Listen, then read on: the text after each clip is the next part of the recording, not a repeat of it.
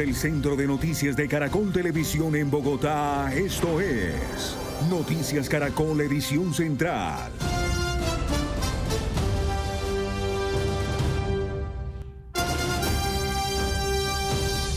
Mil gracias por continuar en sintonía de Noticias Caracol. Un colombiano que apareció espontáneamente en un video de una influencer ecuatoriana es Diego Londoño, de quien no se tenía rastro desde hace 2 años. Ay, Jorge Alfredo, es dura la historia. Su familia, oriunda de Yarumal, Antioquia, le contó a Noticias Caracol que Diego fue diagnosticado con demencia senil. Piden ayuda para ubicarlo. Fueron tan solo unos segundos. Una mirada noble asomó por el ventanal y apareció en el video de Ami Solano, empresaria ecuatoriana que se grababa en su tienda de ropa. Ella no sabía de quién se trataba, pero le generó simpatía la forma en la que este hombre la observaba. Y él sale de una manera muy linda en la parte de atrás. Su mirada no denotaba morbo o algún tipo de algo malo, para nada. En cuestión de horas, luego de publicar el video, recibió mensajes desde Colombia. Varios usuarios con el apellido Londoño le contaron que ese hombre del video era Diego Londoño, hermano del que no tenían rastro, un filósofo y músico que habla 3 idiomas. Hace 2 años estuvo con nosotros. Yo lo tenía acá en la ciudad de Medellín y de aquí salió un día y no volvió. Su hermana Marta Londoño cuenta que la razón para que Diego huyera fue un diagnóstico que le cambió la vida hace 4 años, demencia senil. Su familia quería que Diego recibiera el tratamiento más adecuado y que el deterioro no llegara tan rápido. Se dio cuenta que mi mamá y 2 hermanas más que residimos acá estábamos haciendo la gestión para meterlo a una clínica de reposo. ¿Cuál fue la última comunicación que tuvieron desde que él salió de la casa? Sí, le hizo un par de llamadas a mi mamá, cambió de WhatsApp, obviamente por estar fuera del país. Después de aparecer en el video de Ami, se perdió de nuevo su rastro y solo han tenido información a través de redes sociales. En este video fue registrado el momento en el que Diego Londoño visita una catedral y esto responde cuando le preguntan por su nombre. Estoy bastante cerca de encontrarlo, yo siento que sí. Hoy por hoy estamos en Máncora, Perú. Yo sé que lo vamos a encontrar.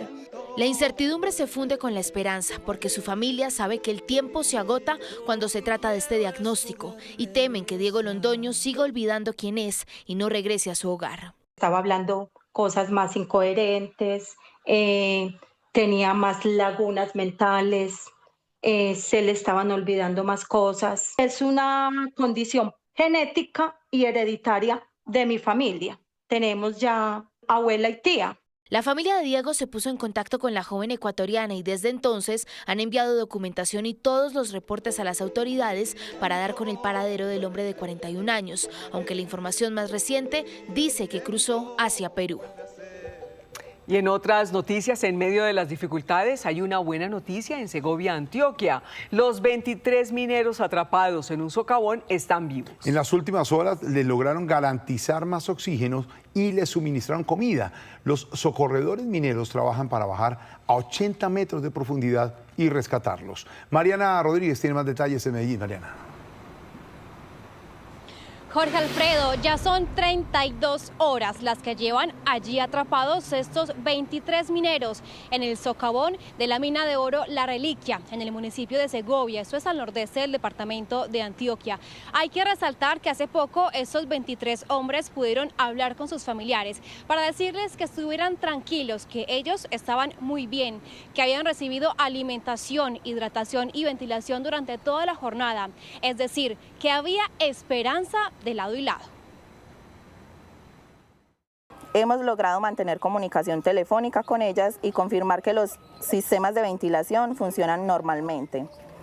Asimismo, se ha garantizado el suministro de alimentos, hidratación y aire comprimido, mientras avanzan las labores de rescate.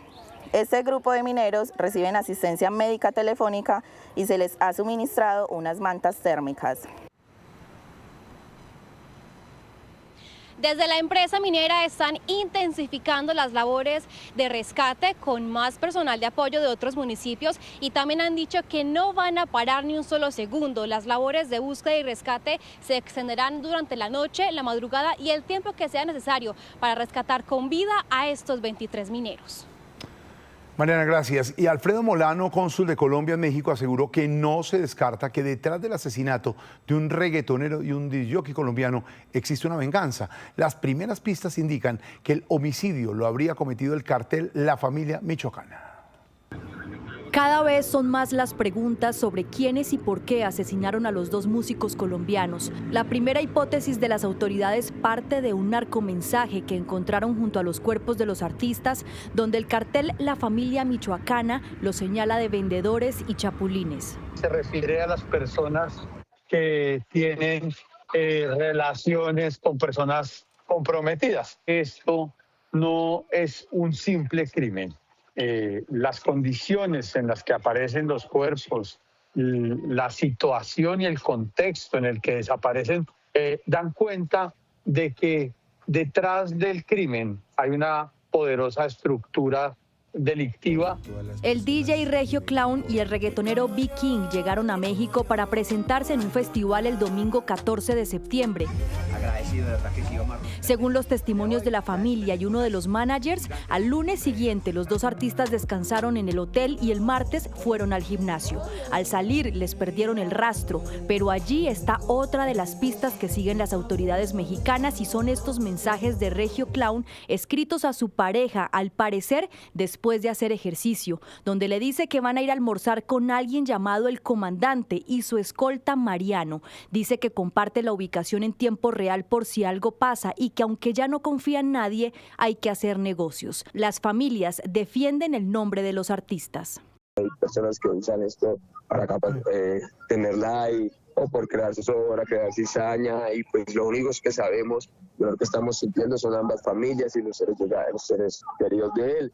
Los que lo conocieron a él, saben que no era una persona, siempre se dedicaba a hacer su música, era lo que a él le gustaba. Además de esperar avances en las investigaciones, las familias piden celeridad en la repatriación de los cuerpos que fueron hallados un día después de la desaparición y con fuertes signos de violencia.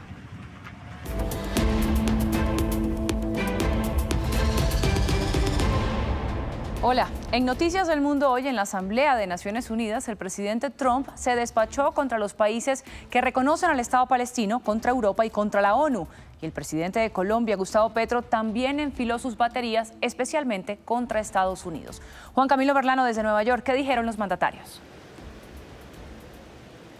Andreina, pues ya en el cierre de esta jornada el discurso que más llamó la atención fue el del presidente Gustavo Petro. No se guardó absolutamente nada, un tono desafiante muy a su estilo. Allí llegó con guayabera blanca, llevaba su lápiz en la mano derecha y llevaba un pin en su camisa, en su guayabera, que era la bandera de guerra a muerte, que ya la ha utilizado en otros escenarios y que hace referencia a un decreto de Simón Bolívar del año 1813. Quiso hablarle de tú a tú al presidente de los Estados Unidos, criticando durísimo al presidente Trump. Dijo que este recinto y que el presidente de los Estados Unidos son cómplices del genocidio en la Franja de Gaza, que no se habla de democracia, que el presidente Trump solo amenaza y mata y permite que se maten a decenas de miles de personas. También mencionó en ese mismo sentido que esos bombardeos en contra de embarcaciones en el Mar Caribe han asesinado a 17 jóvenes indefensos, probablemente entre ellos colombianos, y pidió que se abra un proceso penal en contra de los responsables de lanzar esas bombas. Y así se incluya al funcionario mayor que dio la orden, el presidente Donald Trump. Fue lo que dijo el presidente Gustavo Petro, quien además añadió que el Tren de Aragua, que es mentira, que no son terroristas, que es una banda delincuencial agrandada por la estúpida idea de bloquear a Venezuela y quedarse con su petróleo. Una diatriba por parte del presidente Gustavo Petro, a la que además, justo en el momento en el que estaba criticando la política antidrogas de los Estados Unidos y que decía que había sido construida junto a los aliados de las mafias en Colombia, la transmisión oficial enfoca a la delegación de los Estados Unidos recogiendo sus cosas y saliendo del recinto de la Asamblea General para no escuchar al presidente Gustavo Petro, dándole cierre a una jornada que fue controversial también horas antes por el discurso del presidente Donald Trump y por otras intervenciones. Sin rodeos ni contemplaciones, fiel a su estilo, el presidente de Estados Unidos le dio una dosis de retórica trumpista a las Naciones Unidas. cuestionando su propósito y cómo se han quedado cortos en cumplir con su mandato. En gran parte, al menos por ahora, parece que solo escriben cartas con palabras fuertes y luego no les dan seguimiento. Son palabras vacías y las palabras vacías no resuelven la guerra. Lo único que resuelve la guerra y las guerras son las acciones. La crítica del presidente no solo fue de fondo, sino de forma. Llegó molesto al escenario porque la escalera eléctrica de la ONU no servía y le tocó subir caminando. Y porque el teleprompter aparentemente le falló. Estas son las dos únicas cosas que obtengo de las Naciones Unidas, una escalera mala y un teleprompter dañado. Gracias. Pero el presidente no solo enfocó sus críticas en Naciones Unidas, arremetió contra Europa por seguir comprando el petróleo ruso que financia la guerra en Ucrania. También por el reconocimiento del Estado palestino que, aseguró, es un regalo para el grupo terrorista Hamás. Y además, cuestionó lo que llamó como la política de fronteras abiertas en varios países. Es hora de acabar con el fallido experimento de las fronteras abiertas. Tienen que acabarlo ya. Que transporten drogas hacia Estados Unidos. Pero la asamblea estuvo marcada por el reconocimiento del Estado palestino. El presidente de Turquía, mostrando fotografías de palestinos víctimas de bombardeos en la franja de Gaza, pidió que parara lo que calificó como un genocidio. Esta no es una batalla contra el terrorismo, esta es una política de ocupación, deportación, exilio, genocidio, de hecho, una política de asesinatos masivos. El emir de Qatar también condenó los ataques de Israel. Si el precio para liberar a los rehenes israelíes es el fin de la guerra, entonces el gobierno israelí renunciará a su liberación. Su verdadero objetivo es destruir Gaza. El presidente de Brasil fue el primer mandatario que habló durante la jornada. Defendió la soberanía de su país ante los aranceles de Estados Unidos. Se espera que se reúna con Donald Trump en los próximos días. También sobre nuestra región, el presidente Trump se reunió con el presidente de Argentina, Javier Milei, y en un acto inusual o extraordinario dijo que lo respalda de cara a las próximas elecciones en Argentina, que le da su total y completo respaldo. Adicionalmente, aseguró, está dando un giro de 180 grados con respecto a su postura frente a la guerra entre Rusia y Ucrania. Dice que Ucrania, con el apoyo de la Unión Europea, quizás podrá recuperar todo el territorio que Rusia le ha quitado, incluso ir más allá.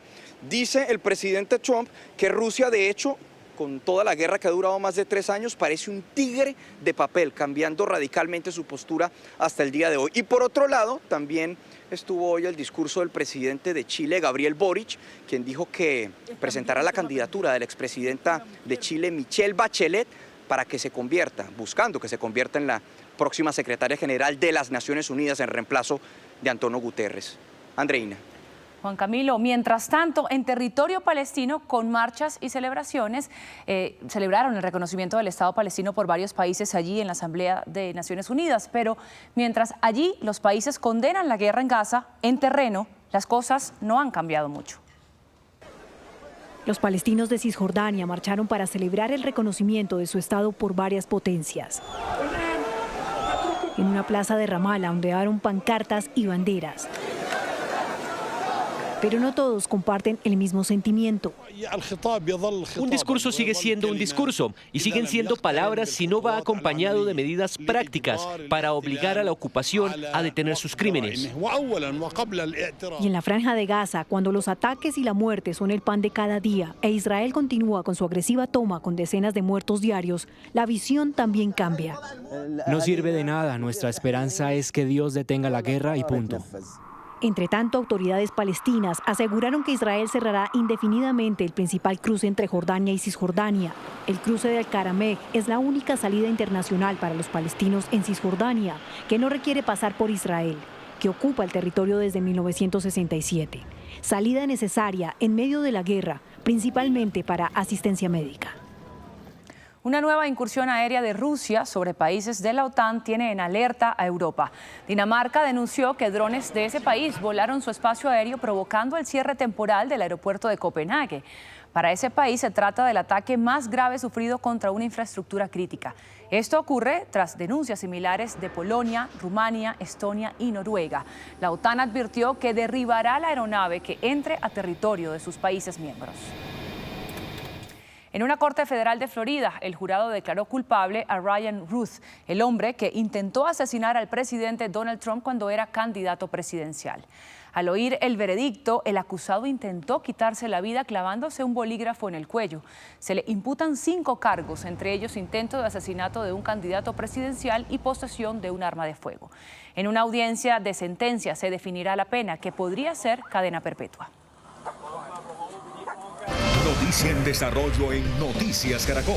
Sigue aumentando la plata que adeudan las EPS a los hospitales y clínicas del país. Juan David Ríos, ¿en cuánto está la deuda y qué significa esto para el sistema de salud? Malú, estamos hablando de una deuda total de 24 billones de pesos, de acuerdo al último informe que presenta la Asociación Colombiana de Hospitales y Clínicas, que recoge periódicamente los reportes de 227 hospitales en Colombia. Un incremento del 18,4% en el monto absoluto de la cartera respecto a diciembre del 2024. Es un porcentaje que representa más de 3,7 billones de pesos entre diciembre del año pasado y junio del 2025. ¿Qué quiere decir esto? Que se ha evidenciado el deterioro de la situación financiera del sistema de salud colombiano y la iliquidez en los sectores de los prestadores de salud. Los principales deudores: en el primer lugar se encuentra la EPS intervenida por el Estado, Nueva EPS, con una deuda superior a los 6 billones de pesos, seguidos de Cosalud y de Sanitas. Cosalud intervenida y Sanitas estuvo intervenida anteriormente. Y por último, Medimás, que ya fue liquidada en ambos regímenes. Veamos lo que dice Juan Carlos Giraldo, quien hace parte de la Asociación Colombiana de Hospitales y Clínicas.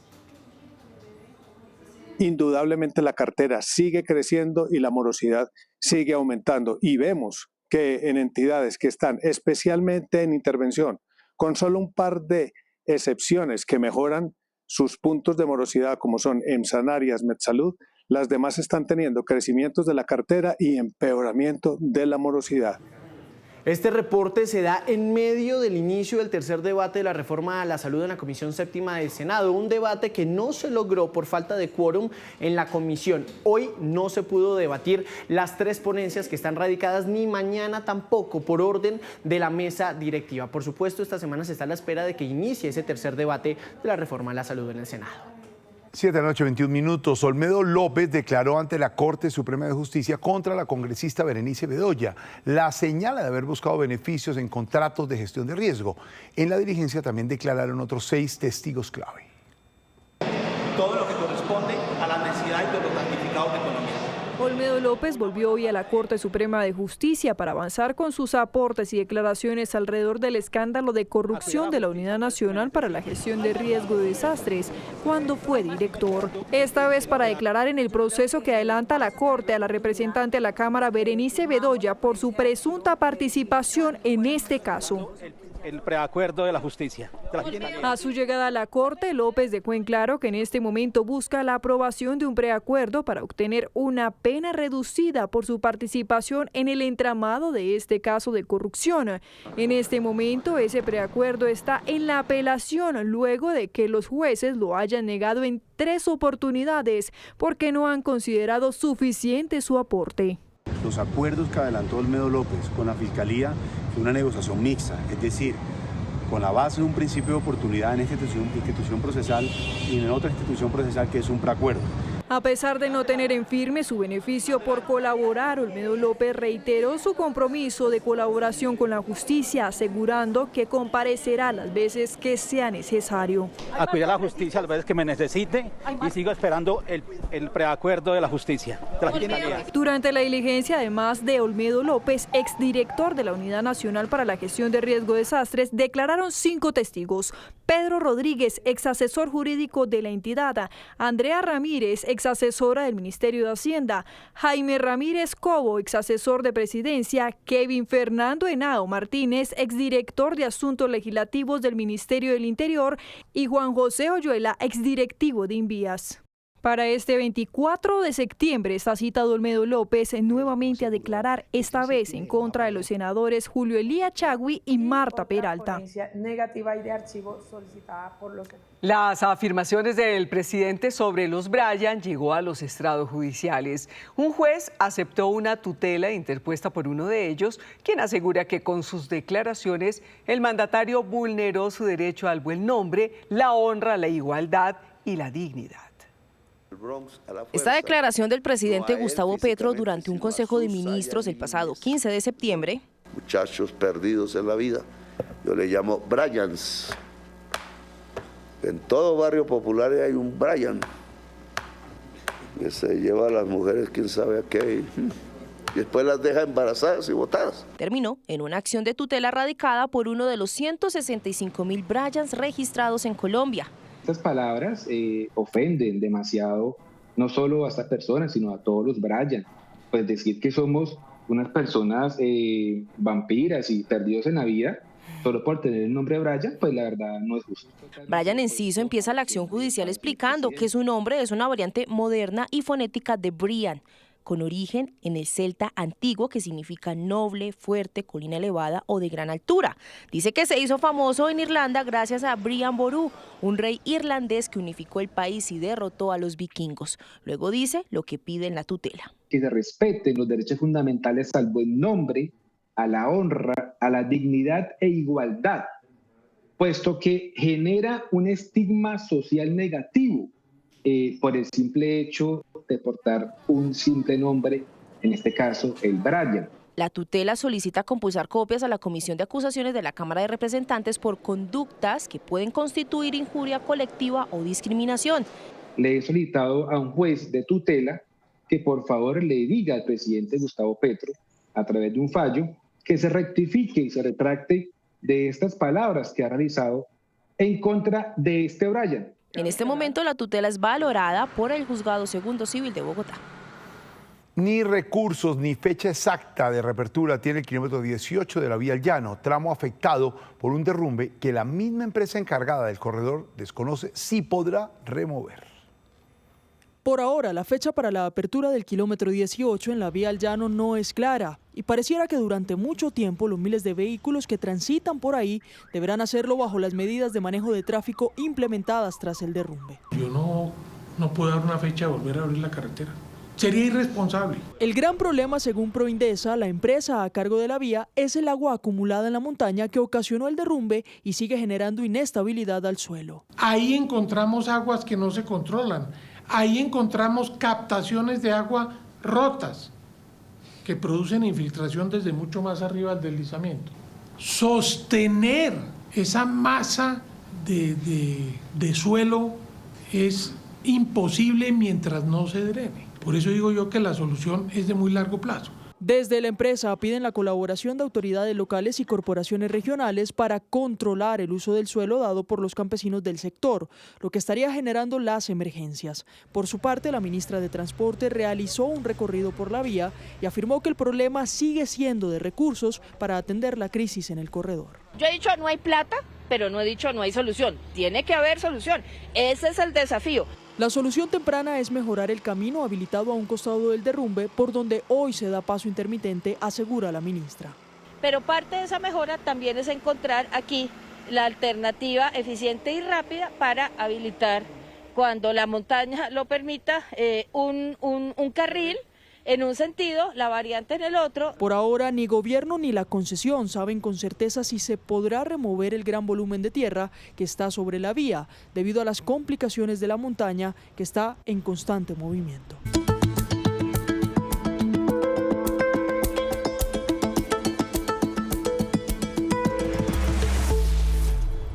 La Bienal de Arte de Bogotá tiene el desarrollo urbano dentro de su propuesta artística. El bellísimo eje ambiental de la Jiménez es ejemplo de esto. Por las calles del centro de Bogotá, entre el ruido de los buses, los vendedores ambulantes y los transeúntes, late una memoria antigua, la del río San Francisco, que los muiscas llamaban Bicachá, una palabra que significa resplandor de la noche. A su orilla nació la capital colombiana y durante siglos fue su fuente de agua, su camino y su espejo al progreso. Sin embargo, la memoria de un río no muere.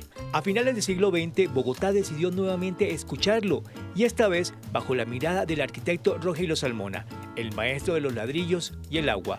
Él le dio origen a lo que conocemos en la actualidad como el eje ambiental, y no fue una simple obra urbana. Fue un acto de reconciliación, un corredor peatonal que le devolvió al río su voz, ahora en forma de espejos de agua, senderos y plazas que invitan a caminar y contemplar, lo que marcó un florecer en la capital del país. Y con la Bienal Internacional de Arte BOC 25, este corredor es celebrado para darle a la ciudad una visión contemporánea sin olvidarse de su historia. Ese proyecto yo pienso que fue el que detonó la transformación del centro de la ciudad.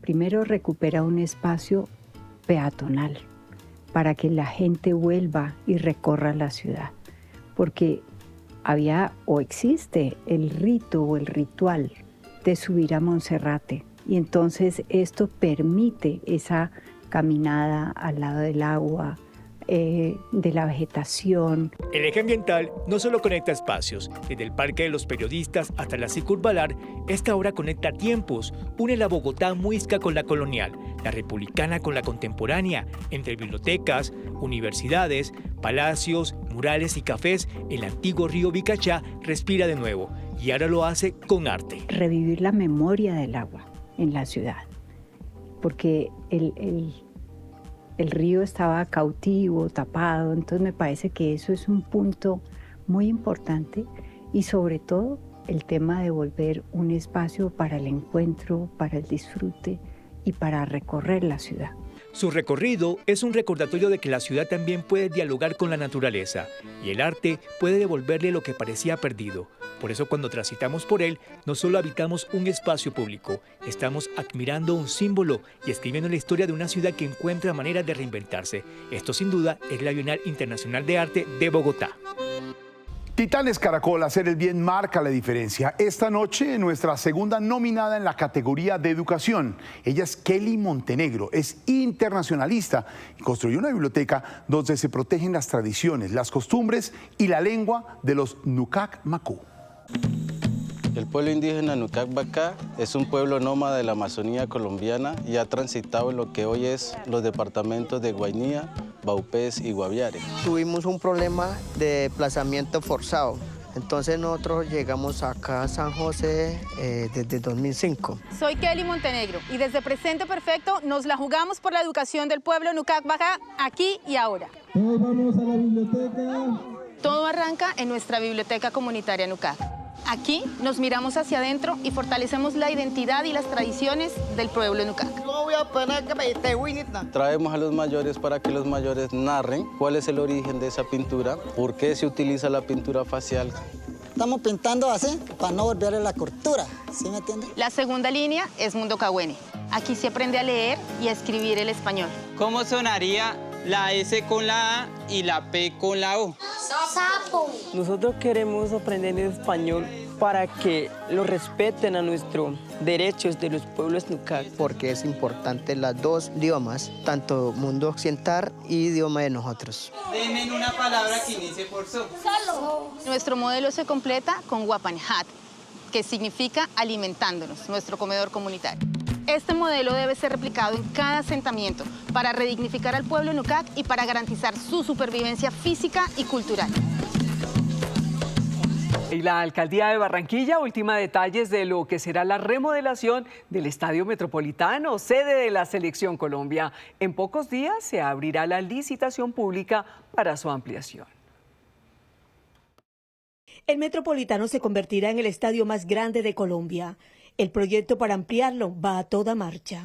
Con este render, el alcalde mostró en qué consiste la remodelación que lo transformará en un estadio de talla mundial. El Metropolitano va a ser un estadio de talla mundial, como se lo merece el fútbol colombiano, como se lo merecen los grandes eventos. Barranquilla aspira a tener grandes finales del fútbol suramericano, ¿por qué no? Ahí grandes finales del fútbol colombiano, ahí grandes escenarios para el entretenimiento, la música, y ya tenemos un diseño. Vamos a salir a licitación en los próximos días. El escenario se ampliará hasta una capacidad de 60.000 espectadores, bajando en 1.8 metros el nivel de la cancha y eliminando la pista atlética, lo que permitirá un aforo para conciertos de 75.000 personas. Pues nos va a dar la oportunidad de traer grandes artistas de talla internacional, de talla mundial, que es lo que realmente el alcalde quiere. Quiere seguir mostrando a Barranquilla como esa ciudad empoderada para que los grandes artistas puedan llegar acá y que lógicamente la ciudad pueda dinamizar su economía. La obra no solo será para ampliar su capacidad, también se modernizarán los camerinos, palcos y hasta los pasillos que conducen al campo de juego. Aprovechamos el momento para mejorar camerino, mejorar baños, que la Selección Colombia tenga su camerino, los equipos que la acompañen, que juega contra ella también, el Junior tenga su camerino, los visitantes también, mejore toda la climatización del estadio, los accesos del estadio, tener nuestros museos, el Museo de la Selección Colombia. Una vez se tenga previsto el inicio de las obras, el Metropolitano será cerrado. Con la ampliación de 25.000 espectadores, se espera que la ciudad siga siendo la casa de la Selección Colombia y sede de grandes eventos musicales de talla mundial. En Chigorodó, Antioquia, la Fundación Sembrando Amor para la Vida trabaja con jóvenes que consumen alucinógenos. Su objetivo, ofrecer rehabilitación y nuevas oportunidades de vida. Mi nombre es Yerly Joana Correa Marín y esta es mi historia. En la Fundación Sembrando Amor para la Vida brindamos un programa de cuidado y acompañamiento teoterapéutico en problemáticas de consumo de sustancias psicoactivas. Yerly Joana descubrió que su vocación era ayudar a jóvenes con condiciones adictivas construyendo esperanza. Me han servido en gran manera para poder seguir adelante. A través de terapias de enfoque cognitivo-conductual, profesionales voluntarios liderados por Yerly Joana trabajan transformando las vidas de unos 500 jóvenes que han llegado a la fundación. La parte psicológica, la parte cognitiva, la parte terapéutica, para poder encontrar verdaderamente la transformación en un adicto. Esta psicóloga de Tarazá continuará su labor para que cada vez menos familias sufran las consecuencias de este cruel flagelo. Que no dejemos de luchar para que nuestros hijos se puedan recuperar o nuestros familiares. Por su trabajo, Yerly Joana es una colombiana que hace historia. Buenas noches. La productora de oro Mineros, con sede en Medellín, cerró la compra de la participación que no controlaba en el proyecto La Pepa en Chile, sobre el que tiene grandes expectativas. Así las cosas, se queda con el 80% restante de este proyecto. Ahora tiene el control absoluto sobre La Pepa allí en Chile y realiza una inversión de $40 millones en esta adquisición.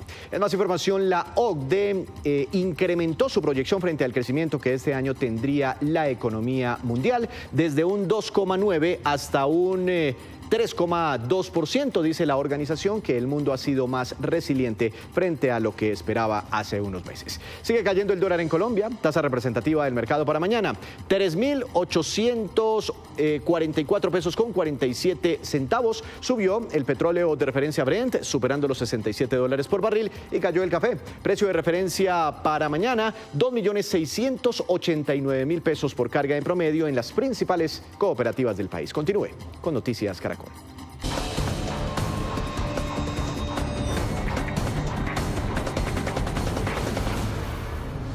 Buenas noches, momento del código. Ayer les conté de las dificultades enormes que enfrenta el pacto histórico de cara a la consulta del 26 de octubre para elegir su candidato presidencial. Pues 24 horas después el panorama está más enredado, porque ahora no solo enfrentan factores externos sino internos. Gustavo Bolívar propuso cancelar la consulta y realizar mejor una encuesta, porque Daniel Quintero está sumando fuerzas políticas cuestionadas, dice él, para ganar en la consulta y contaminarla. Así nos lo dijo. Como he estado recorriendo los territorios, he escuchado muy fuerte el rumor, y ya prácticamente verificable, de las alianzas de Daniel Quintero, que dice que va a resetear la política, pero sí se alía con ellos para ganar la consulta. Entonces no queremos contaminar la consulta, no queremos contaminar nuestra consulta, pero como te digo, eso es una posición personal. La estamos consultando con otros candidatos y candidatas, y la propuesta es que hagamos una encuesta, y que quien gane la encuesta pues es el candidato del pacto. Y no solo eso, Bolívar dice que si la consulta se mantiene en pie, él analizará si renuncia y rompe el compromiso de respaldar al que gane, porque no podría apoyar la candidatura de una persona imputada por la Fiscalía. Quintero le respondió a Bolívar, le pidió no renunciar. Le pido reconsidere esta decisión. La unidad es la victoria, escribió en su cuenta de X, y también lo invitó a un café. El punto es que el presidente Petro les dijo a los voceros del pacto histórico en una reunión extraordinaria el domingo que la consulta consulta debe mantenerse y que si temen tanto que Quintero les gane, se unan alrededor de una sola candidatura y lo derroten en las urnas. Sin embargo, la consulta depende también de los líos jurídicos y el tiempo es muy corto. El partido ya pidió a la registraduría aplazarla 2 semanas para ganar tiempo ante los tribunales, pero para cambiar la fecha de la elección hay que modificar el calendario electoral, es decir, la registraduría depende del visto bueno del Consejo Nacional Electoral. Y mientras el pacto histórico tiene enredada la fecha de la consulta en la que también se define el orden de las listas para el Congreso, la Alianza Verde avanza en acuerdos con otros movimientos como En Marcha, del exministro de Interior Juan Fernando Cristo, para conformar una sola lista de aspirantes al legislativo. Aunque en un inicio se aspiraba a que fuera una coalición más grande con la Fuerza de la Paz, movimiento del ex embajador Roy Barreras, se pensó incluso también en el exministro Mauricio Liscano, esas conversaciones no avanzaron. Liscano está armando lista por otro lado y también quedó por fuera la ASI. Así las cosas, entran a la lista de los verdes Guido Echeverry, Gustavo García y Juan Carlos Bocanegra de En Marcha. Recuerden que ese partido hoy no tiene personería jurídica. Lo difícil ahora es la cabeza de lista. Hay una fuerte puja entre J.P. Hernández y Ariel Ávila que la reclaman, pero hay otros que dicen que se debería poner el número según los votos alcanzados la legislatura pasada. Y en ese orden de ideas, J.P. Hernández ocuparía el primer puesto, Catherine Miranda, que quiere saltar al Senado, el segundo, y Ariel Ávila el tercero. Otra dificultad de la lista, definir si se acepta o no a la esposa del prófugo Carlos Ramón González y al hijo de Iván Name. Varios congresistas nos dicen que harán una fuerte oposición para que no les otorguen el aval. Vamos a ver. Hasta aquí el Código Caracol. Feliz noche. Feliz noche, María Camila. Gracias. Terminamos las noticias. Nos vemos a las 11:30 de la noche en última edición. Ya viene Desafío Siglo XXI. Sí, señor. Esto es Noticias Caracol. Primero la gente. Buenas noches.